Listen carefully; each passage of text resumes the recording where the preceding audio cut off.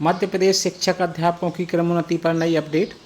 1998 एवं 2006 से 2008 तक नियुक्त वेतन वृद्धि 1 जनवरी से प्राप्त होने लगेगी।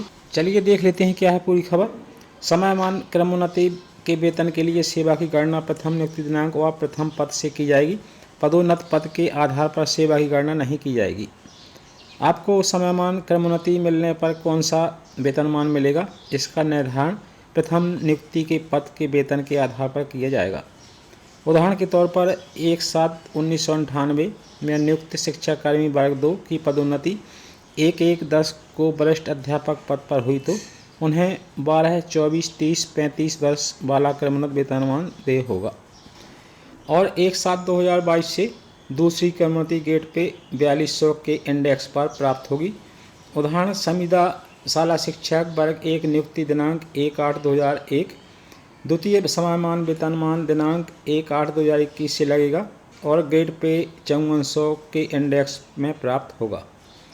समयमान क्रमोन्नत वेतनमान की तिथि से पहले पदोन्नति हो गई है तो क्रमोन्नति तिथि को वेतन में कोई बदलाव नहीं होगा और क्रमोन्नति के बाद क्रमोन्नत वेतनमान वाले पद में ही पदोन्नति मिलती है तो भी वेतन में कोई बदलाव नहीं होगा।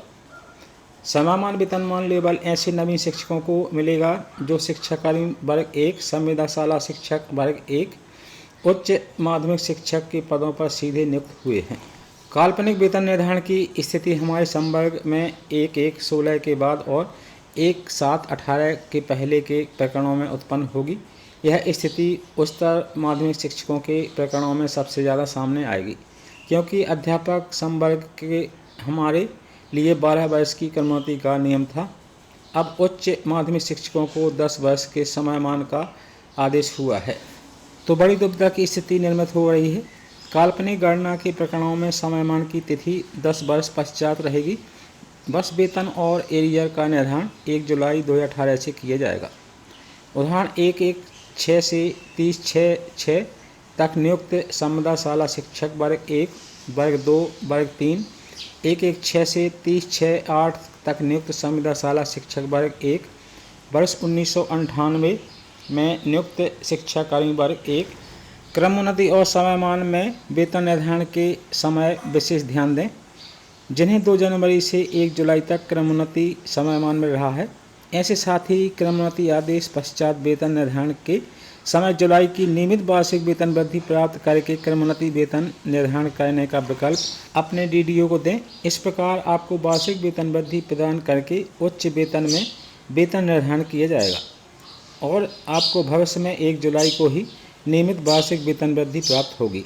परंतु ये शिक्षक क्रमोन्नति तिथि को अपने वेतन निर्धारण करने का विकल्प चयन करते हैं तो उन्हें वार्षिक वेतन वृद्धि 1 जनवरी से प्राप्त होने लगेगी। उन्हें यह लाभदायक महसूस होता है परंतु यह उनके हित में नहीं रहेगा।